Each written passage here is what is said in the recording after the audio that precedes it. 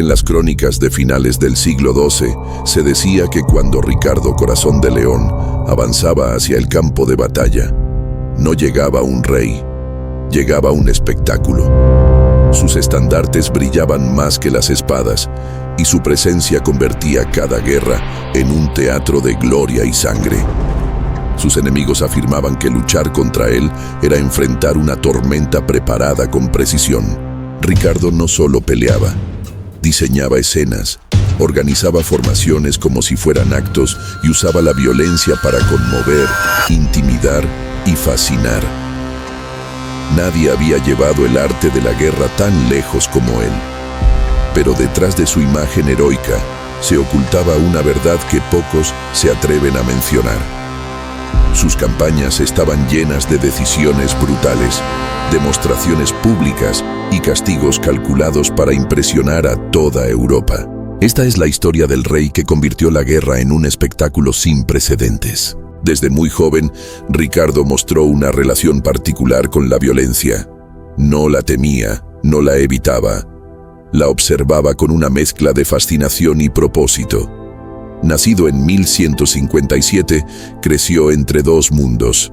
La corte pulida de su madre, Leonor de Aquitania, llena de trovadores, artistas y poetas, y los campos teñidos de sangre donde su padre, Enrique II, resolvía conflictos con acero en lugar de palabras. Esa dualidad marcó al niño. Mientras otros príncipes aprendían a gobernar, él aprendía a conmover. Las crónicas tempranas describen cómo Ricardo prefería los torneos a las lecciones de política y cómo incluso en sus prácticas de combate actuaba como si hubiera público observando. No luchaba solo para vencer, luchaba para ser visto. Cuando ascendió al trono en 1189, Inglaterra ganó un rey, pero Europa ganó un espectáculo viviente. Ricardo entendió que una guerra no se ganaba solo con estrategia, también se ganaba con impacto visual. Desde el primer día, transformó sus ejércitos en procesiones que parecían salidas de una epopeya. Las armaduras brillaban como si hubieran sido pulidas para un festival. Los estandartes ondeaban con una sincronía casi coreográfica, y los heraldos anunciaban su llegada como si cada paso fuera parte de una ceremonia grandiosa. Este estilo no era capricho, era una herramienta psicológica. Los pueblos que lo veían acercarse sentían que no enfrentaban a un simple rey, sino a un coloso destinado a la gloria. Ricardo sabía perfectamente qué estaba haciendo. Su viaje hacia la Tercera Cruzada fue la primera prueba de su mentalidad teatral. Cuando sus fuerzas desembarcaron en Mesina, Sicilia, en octubre de 1190, los habitantes quedaron paralizados. Nunca habían visto un ejército avanzar con tanta precisión, como si hubieran ensayado cada movimiento. Los tambores marcaban el paso. Las lanzas formaban líneas rectas como muros de metal y las capas rojas de los caballeros se movían con un dramatismo que parecía casi irreal. Los cronistas sicilianos registraron ese día como la entrada de un rey que caminaba como si el mundo fuera un escenario. Pero el espectáculo no ocultaba su dureza. Ricardo combinaba la belleza visual con una brutalidad que dejaba huella. En su campaña por Chipre, ese mismo año, lo demostró de manera aplastante, cuando Isaac Comneno, el gobernante local, se negó a ayudar a los cruzados. Ricardo lanzó un ataque tan veloz y coordinado que los defensores apenas tuvieron tiempo de reaccionar. Lo más impactante no fue la derrota, sino lo que vino después. Ordenó que Isaac fuera encadenado con cadenas de plata, no de hierro. No por misericordia, sino para humillarlo públicamente, como si fuera un trofeo decorativo. Este detalle se volvió leyenda en toda Europa. La gente no hablaba de la batalla. Hablaba de cómo el rey había convertido el castigo en una escena cuidadosamente diseñada. Su habilidad para usar la guerra como un espectáculo continuó creciendo cuando llegó a Tierra Santa. Allí, cada uno de sus gestos tenía un propósito. Cuando se acercaba a las murallas de Acre, lo hacía lentamente, con la espalda recta, como si estuviera desfilando frente a un público invisible. Elegía los colores de sus capas para que contrastaran con la arena. Hacía que sus trompetas sonaran justo antes de cada ofensiva y evitaba mostrar cansancio o duda, incluso en los momentos más críticos. Para sus enemigos, esta teatralidad era inquietante. Las tropas de Saladino veían en él no solo a un enemigo peligroso, sino a un hombre capaz de convertir la muerte en una presentación grandiosa. Sin embargo, detrás de esa majestuosidad había un precio que su propio ejército pagaría en silencio. Ricardo exigía perfección absoluta en la disciplina y cualquier error podía costar la vida.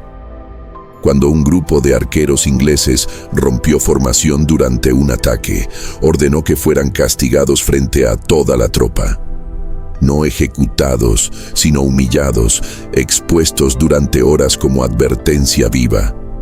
A los ojos del rey, cada castigo debía verse, sentirse y recordarse.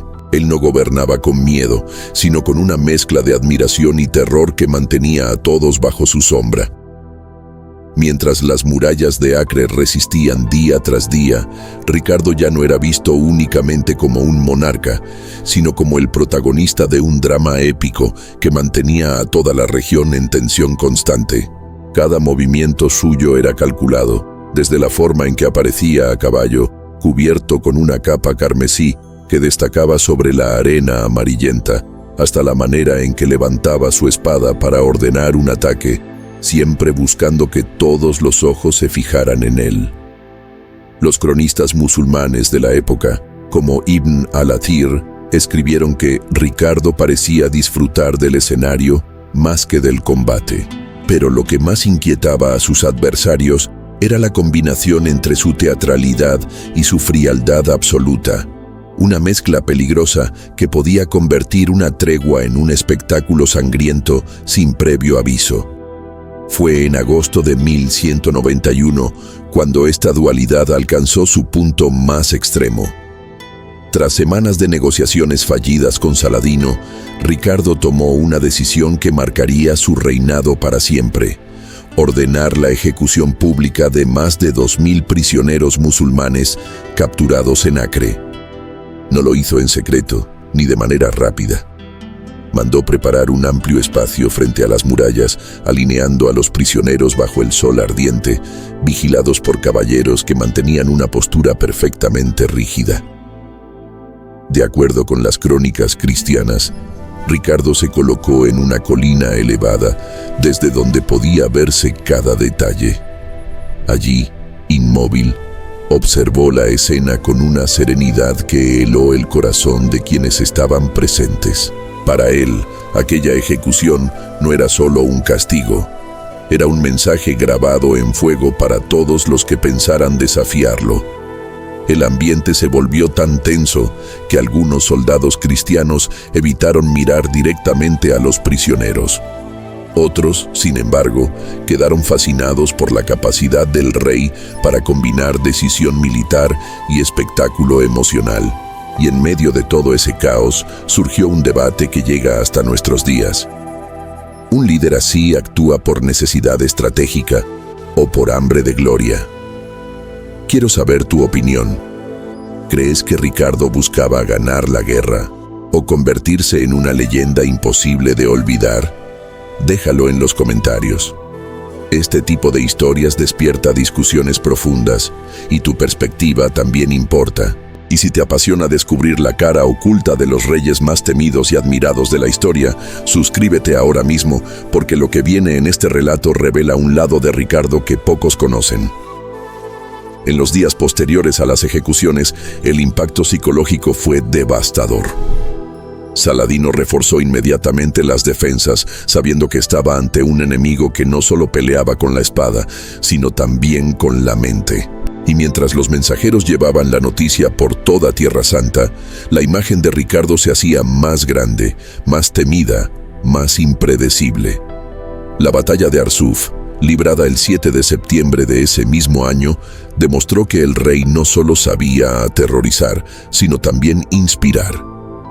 Cuando sus tropas empezaron a recibir ataques constantes de los arqueros montados de Saladino, muchos cruzados sintieron que la presión los estaba destrozando. Pero Ricardo se colocó en el centro de la formación, erguido como una estatua viviente, ignorando por completo las flechas que caían a su alrededor.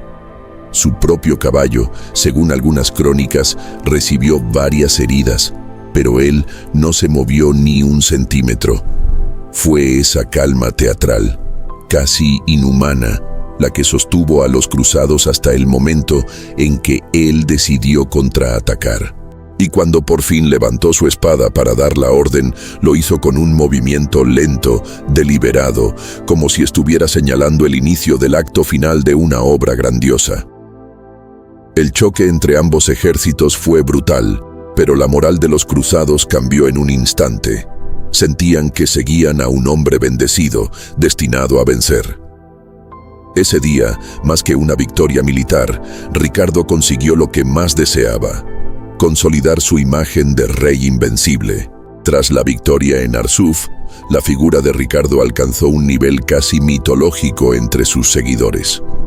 Muchos soldados contaban que, durante la batalla, el rey parecía moverse con una claridad imposible, como si ya supiera dónde se abriría cada brecha, dónde caería cada enemigo y dónde debían posicionarse sus hombres. Sus actos eran tan llamativos que algunos cronistas llegaron a describirlo como el único guerrero visible en medio de un mar de caos. La guerra, bajo su mando, no era una sucesión de golpes y órdenes. Era una narrativa cuidadosamente construida, diseñada para quedar grabada en la memoria de quienes sobrevivieran a ella. Incluso su manera de retirarse tras la batalla formaba parte del espectáculo. Mientras la mayoría de los caballeros buscaban refugio o agua, él avanzaba lentamente entre los cuerpos, asegurándose de que todos lo vieran, de que ninguno olvidara su figura erguida envuelta en polvo y sangre. Sin embargo, detrás de la teatralidad existía un contraste inquietante. Ricardo era capaz de gestos de increíble generosidad con sus aliados más cercanos, pero también podía mostrar una frialdad absoluta si consideraba que su prestigio estaba en juego. Tras Arsuf, algunos caballeros franceses cuestionaron sus tácticas, alegando que había arriesgado demasiado al avanzar tan expuesto. Esperaban que el rey respondiera con diplomacia o con un consejo militar, pero Ricardo no toleraba que se pusiera en duda su manera de dirigir. Ante varios comandantes declaró que un rey no sigue la batalla, la define. La frase, registrada por un escriba anónimo, se convirtió en una sentencia que marcó el carácter del monarca. Quien cuestionaba su estilo quedaba relegado de inmediato a posiciones menos influyentes, casi como una forma silenciosa de castigo. Mientras avanzaban hacia Jaffa, sus tropas experimentaron algo extraño: la sensación de formar parte de una obra en la que todos tenían un papel asignado, pero solo Ricardo conocía el final. Los mensajeros describían cómo el rey dedicaba horas a observar desde una colina la disposición del enemigo, no con la impaciencia de un comandante, sino con la calma de un artista que ajusta los últimos detalles de un escenario.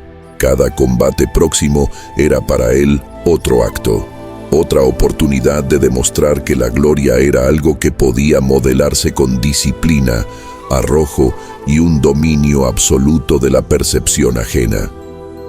Más allá del campo de batalla, su teatralidad también se manifestaba en la diplomacia. Cuando se reunió con emisarios de Saladino para negociar la entrega de prisioneros, Ricardo insistió en que la reunión se llevara a cabo bajo una gran tienda adornada con estandartes y tapices, como si fuera un salón improvisado en mitad del desierto. Desde fuera, parecía una ceremonia solemne. Desde dentro, era una escena tensa donde el rey modulaba su voz para que resonara en cada rincón, proyectando una autoridad que no admitía dudas. Aunque muchos tratados nunca llegaron a concretarse, Esos encuentros servían para reforzar la idea de que él no solo era un comandante, sino una presencia imponente que transformaba cualquier situación en un acontecimiento. A pesar de su aparente invulnerabilidad, los efectos de la guerra y la responsabilidad comenzaron a revelarse en pequeñas fisuras en su comportamiento. Algunos testigos afirmaron que, durante las noches más difíciles, el rey se retiraba solo a su tienda, permanecía despierto en silencio y parecía sumido en pensamientos más oscuros que cualquier batalla. Incluso quienes lo admiraban dijeron que en esos momentos su mirada perdía el brillo teatral, mostrando un cansancio profundo que contrastaba con su energía habitual en combate. Este lado más humano de Ricardo rara vez era visto, pero existía, escondido bajo la capa del guerrero perfecto que él mismo había construido. En este periodo, las tensiones dentro de las tropas cruzadas comenzaron a crecer. Las diferencias culturales, las heridas acumuladas y la falta de avances concretos desgastaron la unidad. Algunos caballeros franceses murmuraban que Ricardo buscaba más la gloria personal que la victoria general. Pero incluso esta crítica, que podría haber debilitado a cualquier otro líder, se desvanecía cada vez que el rey montaba su caballo y marchaba al frente. Su presencia física, su postura firme y su voz que imponía orden convertían el resentimiento en obediencia inmediata. No porque fuera amado, sino porque era imposible no seguirlo. Mientras más avanzaban las campañas en Tierra Santa, más evidente se hacía que Ricardo había creado un estilo de mando completamente distinto al de cualquier rey de su tiempo. No gobernaba solo con la espada, ni solo con la estrategia, gobernaba con la imagen. Y en esa imagen, él era el sol alrededor del cual todo giraba. No importaba si los campamentos estaban agotados, si los suministros escaseaban o si la moral descendía. Cada vez que el rey aparecía a caballo, erguido, impecable, con la capa carmesí ondeando a su espalda, el ánimo de los cruzados se elevaba como si estuvieran presenciando la entrada de un héroe legendario en una obra teatral. Para muchos, Ricardo no era solo un comandante, era una visión, un símbolo de destino y gloria. Pero esa misma energía que inspiraba también consumía. Con el paso de los meses, comenzaron a circular rumores entre los escuderos. Se decía que el rey tenía un comportamiento cada vez más volátil. Algunos afirmaban que por la noche se despertaba sobresaltado, creyendo escuchar los gritos de los prisioneros ejecutados en Acre. Otros aseguraban que su obsesión por mantener una presencia perfecta lo llevaba a entrenar hasta altas horas de la madrugada, incluso cuando estaba herido o enfermo. Aunque nadie se atrevía a decirlo abiertamente, muchos veían en él no solo a un rey teatral, sino a un hombre atrapado en su propio espectáculo. Esta tensión interna se hizo evidente durante las negociaciones con Saladino a finales de 1191.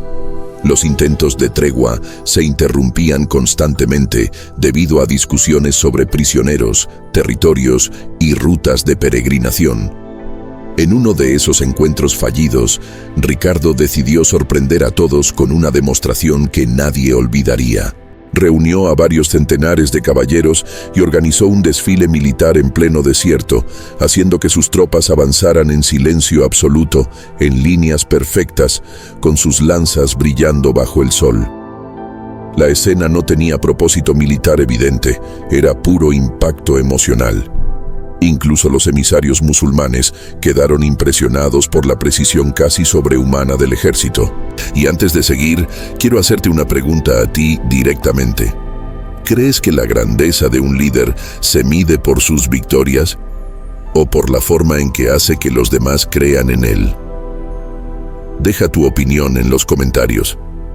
Este es un debate profundo que divide a historiadores y que probablemente seguirá sin resolverse durante siglos.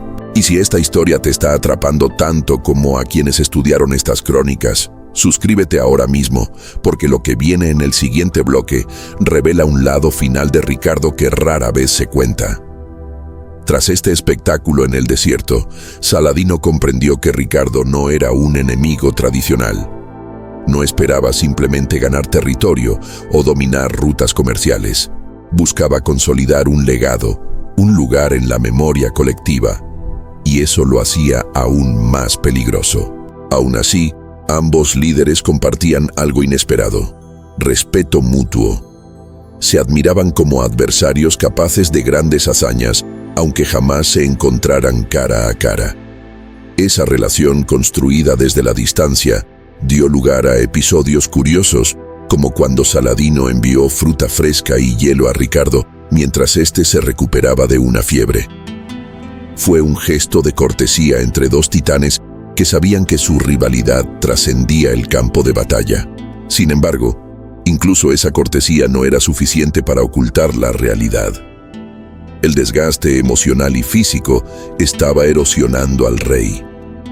Cuando las lluvias obligaron a las tropas cruzadas a detener su avance hacia Jerusalén, Ricardo comenzó a mostrarse inquieto, impaciente, casi obsesionado con retomar el control de su narrativa. Caminaba de un lado a otro frente a su tienda, analizaba mapas una y otra vez, reorganizaba sus tropas sin motivo claro y parecía desdoblado entre dos identidades: el guerrero invencible y el hombre que temía que su espectáculo comenzara a desmoronarse.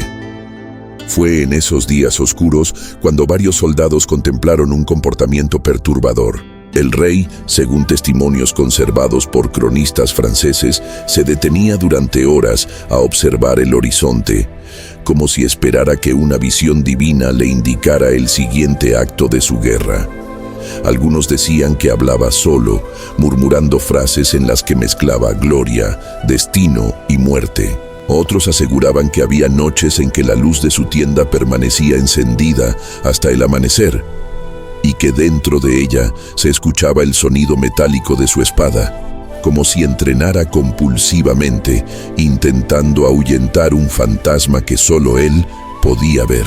A finales de 1192, cuando la Tercera Cruzada comenzaba a desmoronarse entre agotamiento, enfermedades y rumores de traiciones, Ricardo Corazón de León se encontraba en un punto en el que su propia leyenda empezaba a volverse más pesada que la espada que llevaba al cinto. Lo que alguna vez había sido un espectáculo majestuoso se transformaba lentamente en un eco oscuro que perseguía cada uno de sus pasos. La retirada hacia la costa, necesaria para reorganizar suministros y evitar un desastre militar, rompió el equilibrio psicológico que el rey había mantenido durante meses. Por primera vez, sus soldados vieron algo parecido al cansancio en su rostro, no un cansancio físico. Ricardo seguía cabalgando al frente, exigiéndose más que a cualquier hombre del ejército, sino un agotamiento profundo, como si su propia alma estuviera saturada por la carga de mantenerse siempre como la figura perfecta, infalible, casi divina que él mismo había creado. La tensión llegó a su clímax cuando, en su regreso hacia Acre, un pequeño grupo de turcos emboscó la columna cruzada. Aunque la escaramuza no puso en riesgo real la seguridad del rey, el incidente desnudó una verdad inquietante. La teatralidad que lo había vuelto invencible ahora era una carga insoportable.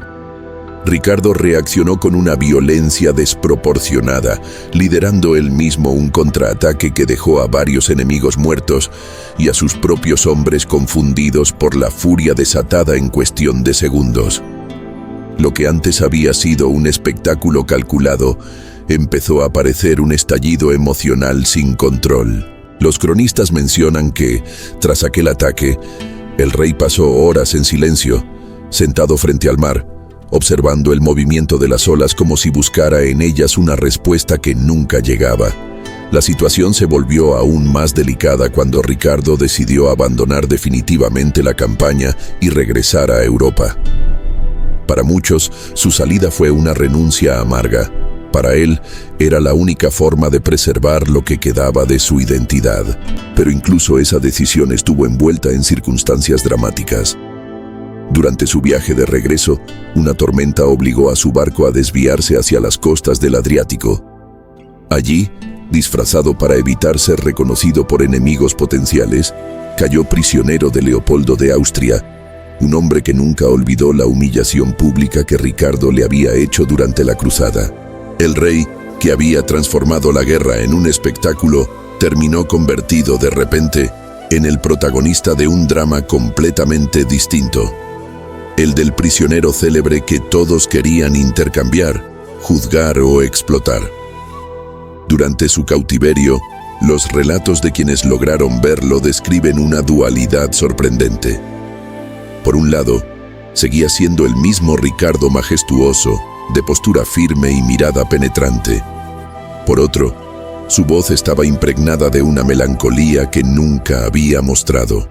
Se dice que en las noches, cuando las guardias se alejaban, el rey caminaba lentamente por su celda, tocando las paredes de piedra como si tratara de recordar la sensación de empuñar una espada o el sonido lejano de los tambores que habían acompañado sus campañas. Ya no había público, ni estandartes, ni caballeros esperando órdenes. Solo quedaba él, enfrentado al silencio que tanto había intentado evitar durante toda su vida. Cuando finalmente fue liberado en 1194, Ricardo regresó a Inglaterra con una reputación que, paradójicamente, había crecido aún más durante su ausencia. Los trovadores cantaban sobre su valor, los nobles lo recibían como a un héroe renacido y el pueblo lo celebraba como al rey más glorioso de su tiempo. Pero dentro de él, algo había cambiado. Aunque siguió luchando en conflictos europeos, su energía parecía distinta, más terrenal, menos obsesionada con la grandeza. Quizá había comprendido que ningún espectáculo podía durar eternamente, que incluso el rey más temido y admirado debía tarde o temprano enfrentarse a su propia humanidad.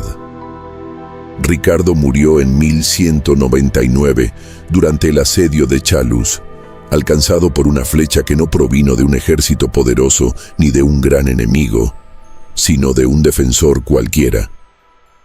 Su muerte, lejos de los escenarios grandiosos que él mismo había creado, fue casi silenciosa, y quizá, en ese silencio final, encontró algo que nunca había tenido: la verdad desnuda de su existencia. Había pasado la vida construyendo su leyenda como un espectáculo, pero la historia, la verdadera historia, lo recordaría no solo por su teatralidad, sino por la complejidad del hombre que se escondía detrás del brillo de su armadura.